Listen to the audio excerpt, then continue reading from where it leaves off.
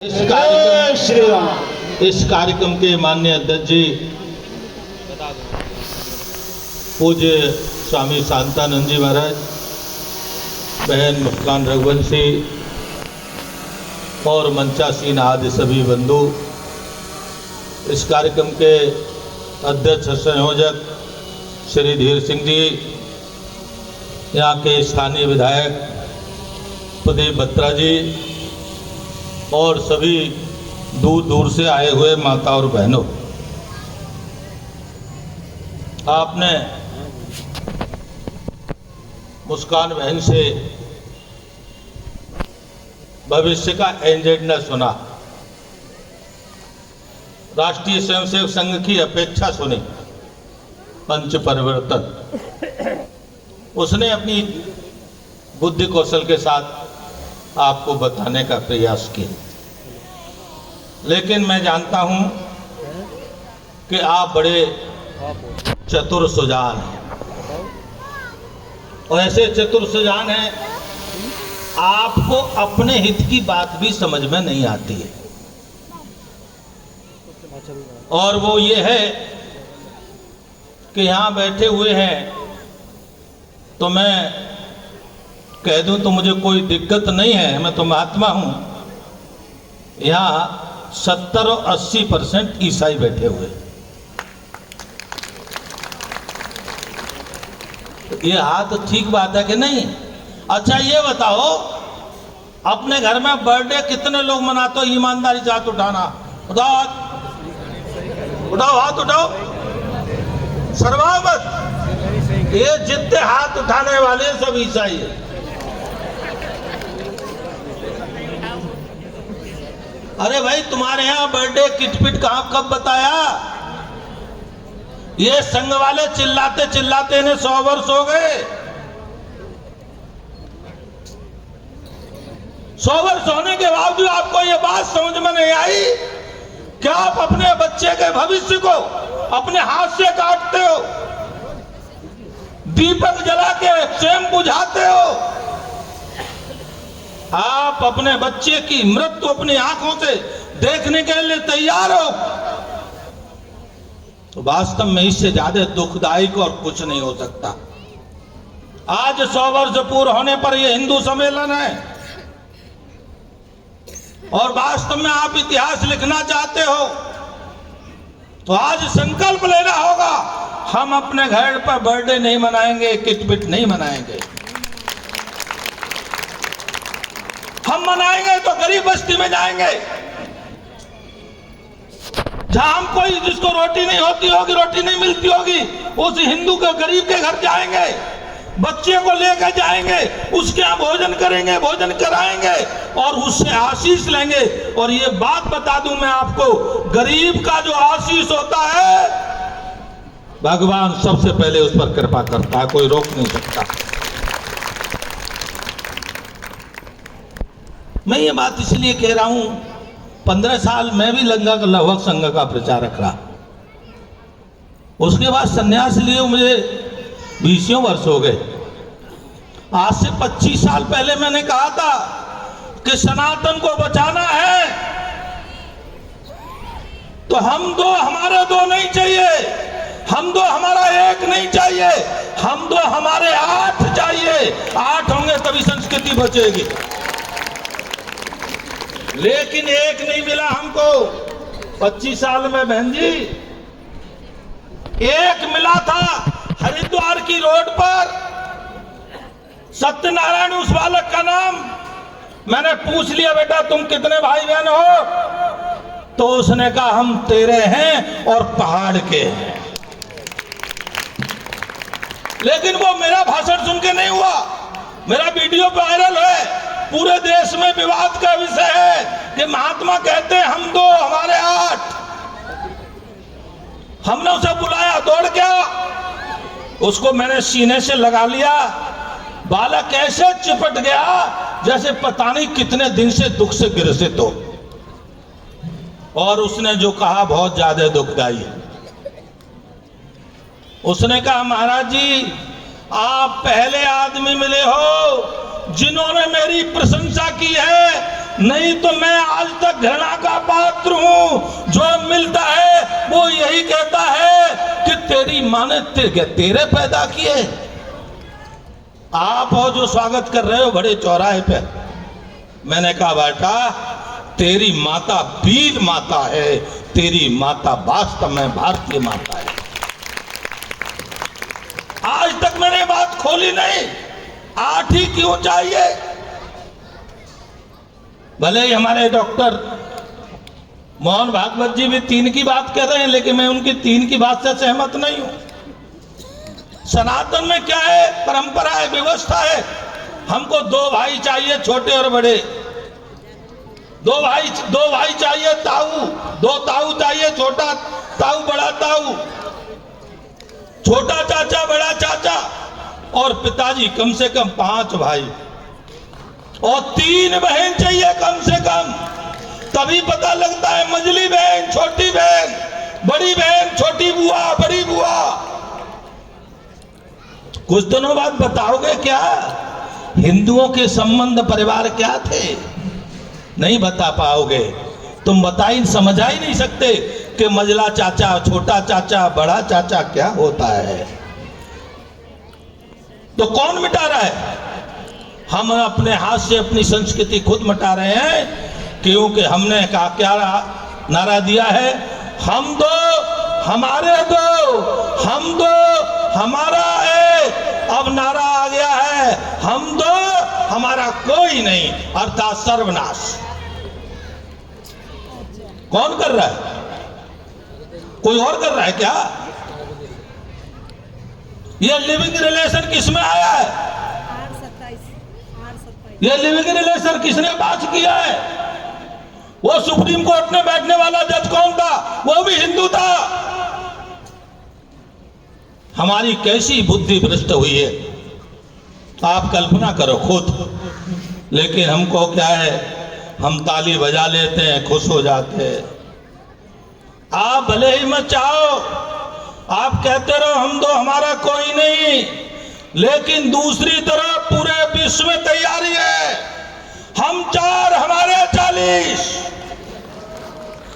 समझ लो, हम 4 हमारे 40, और उन 40 की योजना है। आपके सब घरों पर नंबर पड़ गए हैं, रहीमुद्दीन और सलामुद्दीन के नाम पड़े हैं, रजिस्टर मस्जिदों में बनाए जा रहे हैं, मदरसों में रजिस्टर बनाए जा रहे हैं। आपको पता नहीं है रमेश के मकान नंबर रहीमुद्दीन के नाम चढ़ा हुआ है। और मैं अपनी बात बनाई हुई नहीं कह रहा। गाजियाबाद एक मस्जिद से हनुमान जी महाराज एक रजिस्टर उठा लाए, उर्दू में था, बड़ा रजिस्टर था, वो नीचे डाल दिया। और जब रजिस्टर वो पढ़वाया गया तो गाजियाबाद की एक कॉलोनी का राजनगर इतना नंबर रमेश का है, रहमुद्दीन का होगा, 40 नंबर सुरेश का है, शमसुद्दीन का होगा। ये सब तय हो चुका है। आप ये सोचते होंगे कि कश्मीर बहुत दूर है, लेकिन मैं आज आपको कहता हूं, आप उत्तराखंड में रहते हो और उत्तराखंड बॉर्डर पर लगा हुआ है, और इसीलिए जैसे 9 प्रांत हिंदू अल्पसंख्यक हो गए, उनमें से उत्तराखंड को कश्मीर बनाने की योजना षड्यंत्र चल रहा है। अगर आप इसी प्रकार रहेंगे तो 10 साल मुश्किल लगेंगे, आपका उत्तराखंड कश्मीर बन जाएगा। आप कहां जाओगे? और एक और किस्सा शुरू हो गया है, कश्मीर बनाने की तैयारी हो गई है, और वो ये है, अगर कोई समझाने जाए किसी को कि भाई ये देवभूमि है, देवभूमि में जिहाद नहीं चलेगा, देवभूमि की हम पवित्रता नष्ट नहीं होने देंगे, तो अपने बीच में से कोई जयचंद गद्दा कोई मोहम्मद दीमक बनकर के आ जाता है। और ये मोहम्मद दीमक नाम के लोग कश्मीर में भी आए थे कि एक बार कश्मीर पूरा हिंदू बनना था। ये मोहम्मद दीमक नाम के लोग आगे आ गए थे कि हम ये नहीं होने देंगे। तो आज कश्मीर में दीमक ढूंढने से मिलता नहीं है, केवल वहां मोहम्मद ही मिलता है। हमको उनसे भी सावधान रहना है। ये जो नए नए मोहम्मद दीमक बनकर के शांति के बड़े दूत बनकर के आते हैं, जो अशांति को पैदा करने वालों के साथ खड़े होते हैं।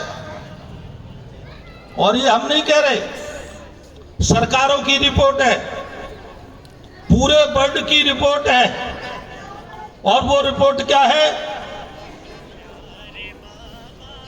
पूरे विश्व में एक विचार चलता है, और वह विचार चलता है कि मोहम्मद और कुरान को मानने वाला, 1:30 बजे के करीब आऊंगी मैं दुकान पर। और साफ उनकी योजना है, जो मोहम्मद और कुरान को नहीं मानता वह काफिर है, और उस काफिर की हत्या करना ही धर्म है। एक विचार ये चलता है। दूसरा विचार पूरे विश्व में चलता है यीशु के मानने वालों का। जो यीशु को नहीं मानता वह उनके यहाँ शैतान है, और शैतान को भी इस धरती पर रहने का अधिकार नहीं। आप भले ही अपने को महान कहते रहो, लेकिन पूरे की लिस्ट में आप या तो काफिर हो या शैतान हो। और आप बड़े आराम से, आपको घोषित कर दिया गया है, आप काफिर हो और या शैतान हो। और काफिर और शैतान को जिंदा रहने का अधिकार नहीं है। आपके खिलाफ ये तैयारी है। और पूरे विश्व में एक सनातन संस्कृति है, तीसरी विचारधारा है, जो क्या कहती है? सर्वे भवन्तु सुखिनः। हम पापी का, दुराचारी का, दुष्ट का, उसका भी कल्याण चाहते हैं। हम कहते हैं वो भी सुखी हो, वो भी निरोगी हो। ये एक संस्कृति चल रही आदिकाल से, अनादिकाल से। कोई तारीख नहीं बता सकता, कोई तारीख नहीं बता सकता। देवी ने जो तारीख बताई है वह सृष्टि के प्रारंभ की है, लेकिन सृष्टि से प्रारंभ और अंत में एक कथा हमने भागवत में सब में पढ़ी है, मनु महाराज की। जब ये सृष्टि समाप्त होती है तो मनु महाराज हिमालय पर आते, और वही मनु महाराज सृष्टि की पुनर्रचना करते। इसका मतलब क्या है? जब पूरा वर्ल्ड, पूरा विश्व समाप्त हो जाता है, तब यह देवभूमि हिमालय मेरा सुरक्षित रहता है, और यहां मनु ऋषि सुरक्षित रहते हैं। इसका मतलब सृष्टि समाप्त नहीं हुई। मनु महाराज सृष्टि की पुनर्रचना के लिए यहां रहते हैं। और एक बार नहीं, एक नहीं, अनेकों कल्प भेदों से बार बार होता है यह काम। सब कामों में महत्वपूर्ण बात है, ये जिम्मेदारी केवल सनातन लेता है। जब ये सृष्टि समाप्त होती है तो पुनर्रचना की जिम्मेदारी भी हम ही लेते हैं, कोई नहीं लेता। और हम लेते हैं तो हमको ये जिम्मेदारी भविष्य में भी निभानी है। और भविष्य में क्या जिम्मेदारी है आप समझ लो ध्यान से। आज पूरे विश्व में जो अल्लाह को मानते हैं आपस में बुरी तरह लड़ रहे हैं, एक दूसरे के खून के प्यासे हैं। हमारे भी है, लेकिन आपस में भी खून के प्यासे हैं। और जो यीशु की विचारधारा के हैं वो भी क्या है? सब मेरा हो जाए। एक से एक गुंडागर्दी करने पर उतारू है। पूरा विश्व त्राह त्राह कर रहा है, और पूरा विश्व त्राह त्राह करते हुए केवल भारत की ओर और सनातन की ओर देख रहा है, दूसरा कोई विकल्प किसी को दिखाई नहीं देता है। इस धरती को बचाना है, मानवता को बचाना है और विश्व की शांति को बचाना है, तो केवल एक ही उपाय है पूरे विश्व के सामने, वह यह है कि सनातन सर्वशक्तिशाली बने और पूरी धरती, पूरी जनता सुरक्षित हो। राष्ट्रीय स्वयंसेवक संघ ने 100 वर्ष पूर्ण होने पर घर घर के हिंदू के यहां पहुंचने का मतलब क्या है? वो पंच परिवर्तन नाम दिया है, लेकिन पंच परिवर्तन स्वतः होने वाले हैं। केवल एक बार हिंदू सब खड़ा हो जाए, यह भाव लेकर हम सब हिंदू एक, यह काम करने का राष्ट्रीय स्वयंसेवक संघ ने बीड़ा उठाया है। सनातन सर्वश्रेष्ठ है, उसकी जिम्मेदारी है, उस जिम्मेदारी को कोई और नहीं निभाएगा, उस जिम्मेदारी को हम निभाएंगे। पूरे विश्व को शांति स्थापना हम करेंगे, मानवता हम स्थापित करेंगे। उसके लिए हमको पहले शक्तिशाली बनना होगा, हमको उसके लिए सामर्थ्यशाली बनना होगा। इसीलिए राष्ट्रीय स्वयंसेवक संघ के 100 वर्ष पूर्ण होने के बाद हमको एजेंडा दिया है कि पूरे विश्व को संभालने का काम भारत का है, सनातनियों का है।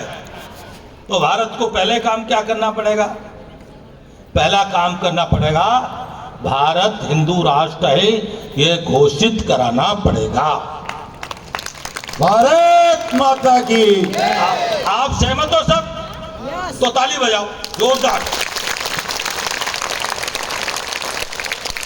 अब ये भारत हिंदू राष्ट्र घोषित कैसे होगा?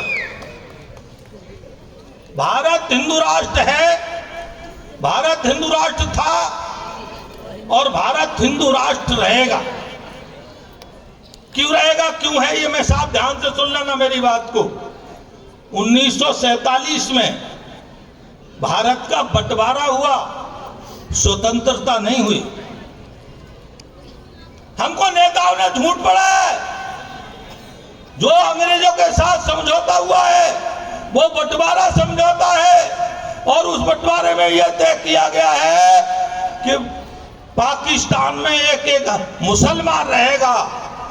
जो पाकिस्तान पूर्वी और पश्चिम बना उसमें मुसलमान रहेगा, और बचे हुए भारत में केवल हिंदू रहेगा, हिंदू रहेगा, ये समझौता है। और साफ साफ लिखा है, पाकिस्तान में रहा बचा हुआ हिंदू भारत आएगा, और भारत का एक एक मुसलमान पाकिस्तान जाएगा। तो भारत हिंदू राष्ट्र है, ये 1947 में लिखा पढ़ाई हो गई है। इसके लिए कोई कानून विधेयक लाने की जरूरत नहीं है। जिस प्रकार पाकिस्तान ने अपने को मुस्लिम राष्ट्र घोषित कर दिया, वह उसी प्रकार भारत सरकार को भारत को हिंदू राष्ट्र घोषित करना पड़ेगा। और ये होगा कैसे? ये राजी से नहीं करने वाले। भारत के नेता बहुत चालाक हैं। तो संघ के संस्थापक डॉक्टर हेडगेवार ने एक लक्ष्य दिया था, और उन्होंने कहा कि परम्बई भवन ने तुम्हें तत्सराष्ट्रम। पूछा किसी ने कि हमको हिंदुत्व का काम कब तक करना पड़ेगा, तो उन्होंने कहा परम्बई भवन। इसका मतलब क्या है? ये परम वैभवशाली भारत कब होगा? जब भारत हिंदू राष्ट्र होगा, तभी परम वैभवशाली होगा, घोषित होगा। उसके लिए आंकड़ा बताया, ये परम वैभव पे कब पहुंच जाएगा? भारत के शहरों में 3% लोग जब सड़क पर उतर आएंगे अपने स्वाभिमान की रक्षा के लिए और सनातन की रक्षा के लिए, अर्थात भारत में 100 करोड़ हिंदू, 3 करोड़ हिंदू जिस दिन सड़क पर आ जाएंगे, हिंदू राष्ट्र घोषित हो जाएगा, कोई रोक नहीं सकता। भारत माता की जय। भारत माता की। आपको पता है भारतीय जनता पार्टी की सरकार हमारी अपनी सरकार है, बड़ी शक्तिशाली सरकार। मोदी जी निर्णय के लिए बड़े अडिग रहने वाले नेता, लेकिन आपको ध्यान है किसानों के कुछ 1-2 लाख लोग ने दिल्ली घेरा था, ज्यादा नहीं, वो 6-7 महीने 1-2 लाख घेरे रहे। भले ही वो बिल किसानों के हित में थे, लेकिन सरकार ने वापस ले लिया कि नहीं ले लिया। और जिस दिन आप 3 करोड़ लोग दिल्ली को घेर लोगे तो बोलो भारत को हिंदू राष्ट्र घोषित होगा कि नहीं होगा। तो मैं वो एक बार बोलूंगा भारत हिंदू राष्ट्र की, आप बोलोगे जय। भारत हिंदू राष्ट्र की जय। भारत हिंदू राष्ट्र की जय। भारत हिंदू राष्ट्र की जय। तभी ये भारत विश्व गुरु बनेगा, पूरे विश्व का मार्गदर्शन करने सकेगा। उसके संकेत प्रारंभ हो गए, और संकेत ये प्रारंभ हो गए। भारत में पहला प्रधानमंत्री है। मैं मोदी जी का प्रशंसक नहीं हूं, मोदी जी से मेरी तो 98 का परिचय है, लेकिन मेरी कभी दोस्ती नहीं बनी। लेकिन जो बात है वो साधु को कहनी चाहिए। भारत में पहला प्रधानमंत्री है जो अमेरिका जाता है तो उनको भी बता देता है कि सनातन धर्म ही पूरे विश्व में सर्वश्रेष्ठ धर्म है। वहां भी किसी मंदिर को देखता है, मंदिर में बिना तिलक और माला के घुसता है, लेकिन मंदिर से जब आप बाहर आता है तो है तिलक और माला लगाता हुआ स्वाभिमान के साथ में। जय श्री राम, जय श्री राम। ये बात भी भूल मत जाना तुम। केवल 1947 से आज तक हमने कोई सनातन के धार्मिक कार्यक्रमों में प्रधानमंत्री जाते नहीं देखा, लेकिन भारत का पहला प्रधानमंत्री स्वाभिमान के साथ सनातन के कार्यक्रम में जाता है, पूजा करता है, अर्चना करता है, वंदन करता है और स्वाभिमान से कहता है कि मैं पहले सनातनी हूं, मैं हिंदू हूं। तो आप ऐसा मौका, कुछ भ्रम हो रहा है हिंदुओं को बांटने के लिए। सरकारों में IAS IPS बैठे रहते हैं, वो अलग अलग विचारों के होते हैं और वो षड्यंत्र करते हैं। तो षड्यंत्र करके हिंदुओं को बांटने का इस समय षड्यंत्र चल रहा है, छोटे और बड़े के रूप में। तो मैं आपको इस मंच से इतना ही कहूंगा, आप बिल्कुल बहकावे मत आवे, बिल्कुल भी बहकावे मत आना, किसी की मत सुनना, किसी का उन सबसे भला होने वाला नहीं है। केवल एक ही षड्यंत्र है, कैसे ही सनातन विरोधियों के कब्जे में सरकार आ जाए, यही एक लक्ष्य है। आपको इसलिए जागृत रह करके अच्छे बुरे का अपना ध्यान रखना है। और चलते चलते मैं एक बात और कह देता हूं, मुझे दूसरे कार्यक्रम में जाना है। मैं बहुत कुछ बोलता, लेकिन मेरे पास समय भी नहीं है थोड़ा सा। अभी यहाँ से जाना है तो 2.5-3 घंटे वहाँ लगेंगे, और वो बड़ा कार्यक्रम है, आपसे बड़ा कार्यक्रम है, 5-10 हजार लोगों का कार्यक्रम है। RSS के जिला प्रचारक जी लगातार फोन कर रहे हैं कि आना। एक बात कहते हुए मैं अपनी बात विराम दूंगा। आज पूरे विश्व का इस्लामीकरण करने का लोगों ने षड्यंत्र किया। और इस्लाम माने क्या है? आप घरों में बताओ, अगर अपने आप को, अपनी बहू बेटी इस्लाम के जिहाद से बचाना है, तो अभी बिटिया कह रही थी कुटुंब प्रबोधन। वैसे तुम्हारे पास बच्चों से बात करने के लिए समय नहीं है और सब काम के लिए समय है, लेकिन हम तो महात्मा हैं, हम निवेदन ही कर सकते हैं। अपने घर में शाम को एक बार 1 घंटे आधा घंटे बैठो, बच्चों से वार्ता करो, और एक बात जरूर घरों में बता दो और ये बात मैं उनकी बता रहा हूं, अपनी नहीं बता रहा हूं, जो मस्जिदों में मदरसों में पढ़ाया जाता है, और वो ये पढ़ाया जाता है कि हम हैं मुसलमान। और मुसलमान क्या होता है? जिसका मुसल्लिम ईमान। मुसल्लिम ईमान माने क्या? अल्लाह को, कुरान को, मोहम्मद को माने, उसके बताए हुए रास्ते पर चले, वो है मुसलमान। और जो ये काम को ना माने, अल्लाह को ना माने, मोहम्मद को ना माने, कुरान को ना माने, वो है सब काफिर। जो लोग आपको कहते हैं कि हिंदू मुस्लिम की बात मत करो, उनसे ये बात पूछना। इसलिए बता रहा हूं आपको कि ये किसने शुरू करी है, हमको काफिर किसने बताया है।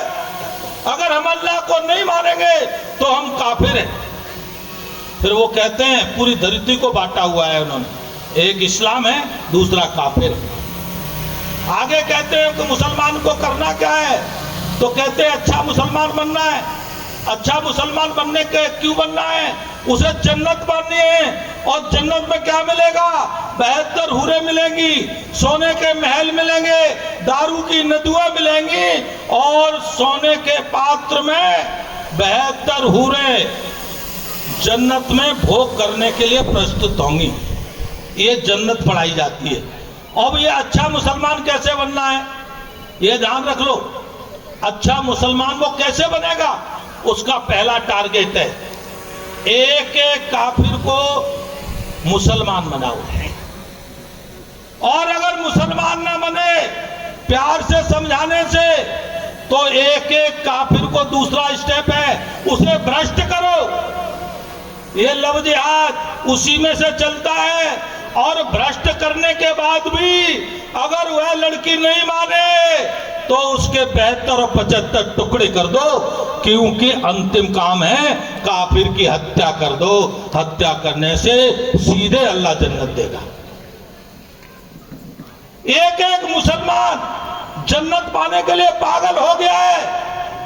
आपको अगर अपनी रक्षा करनी है और आप चाहते हो सुरक्षित रहे, तो मैं तो भाई निवेदन ही कर सकता, महात्मा हूं, ये बात अपने घरों में जरूर बताओ, ताकि आपके बच्चे बाहर जाएं तो उनको पता ना होना चाहिए आप किसी जिहादी का शिकार घूम रहे हैं, आप किसी जिहादी के काफिर हैं। और काफिर की हत्या करना उस जिहादी का परम कर्तव्य है। उससे आपके बच्चे बच जाएंगे, और नहीं तो फिर आपके बच्चे आप ढूंढते रहना। मैं इतनी बात कहते हुए बस केवल आज के दिन एक ही संकल्प लो, और यह संकल्प लो कि दुनिया में हम कहीं भी रहेंगे लेकिन हम भेदभाव नहीं करेंगे। क्योंकि मैं तो उसे दूसरे तरीके से कहता हूं, राम जी के हम अगर अनुयायी हैं तो राम जी ने झूठे वेद किसके खाए? किसके खाए? सबरी लेने के। जिन्हें आज आप ST/SC कहते हैं, और बड़े चाव से खाए। और राम जी को सर्वाधिक प्रिय कौन था? लखन लाल जी। लखन लाल जी के हृदय में थोड़ा सा विकार आ गया और उन्होंने उस बेर को फेंक दिया। राम जी ने वही संकल्प लिया, जो मेरे भक्त का और जो मेरी बनाई हुई सृष्टि का अपमान करेगा, तुझे जीवन भी वहीं से मिलेगा। हे लखन, तुझे जान बचाने के लिए उसी से जान बचाने। तो जो राम के मनकों से, ये राम ने मन के बनाए। कोई जंगल में बनाया है, कोई शहर में बनाया है, कोई गांव में बनाया है। लेकिन ये क्या है, हम जो माला जपते ना, असली माला तो यही है, राम नाम की। हम यहाँ के भारत के एक एक हिंदू को हम राम का प्रिय मानते हुए ये राम की संतान है। ऐसा जब हम प्रेम करेंगे, तुम भक्ति करो या न करो, लेकिन मैं आपको बताता हूं, इससे श्रेष्ठ भक्ति कोई दूसरी नहीं होगी। आपका भगवान कल्याण कर देंगे, लेकिन आपके हृदय में बात होनी चाहिए। जवान पर तो नेता बहुत करते हैं, भेदभाव मिटाओ, लेकिन जब भोजन की बात आती है तो उनकी थाली दूसरी तरफ होती है, उनकी थाली दूसरी तरफ होती है। ऐसा भेदभाव नहीं, ये संकल्प लो, हम सब हिंदू इकट्ठे होंगे और 3 करोड़ लोग एक साथ, अब समय नहीं है, बहुत कम समय रह गया है, एक साथ एक आवाज पर हम सब कुछ छोड़ करके सड़क पर होंगे, उसी दिन भारत विश्व गुरु बनेगा और विश्व गुरु पूरे विश्व का मार्गदर्शन करेगा। आप सबको मैं बोलो भारत माता की जय। नमः पार्वती पते। हर महादेव। भाई जोर से, अभी नहीं आया। नमः पार्वती पते, हर हर महादेव। बस मैं आप सबसे विदा चाहता हूँ और मैं आप सब लोग, और कार्यक्रम है सबका मार्गदर्शन लीजिए और बाकी कार्यक्रम है, मैं बस इतना ही आपसे क्षमा मांगते हुए मैं आगे जाना चाहता हूँ।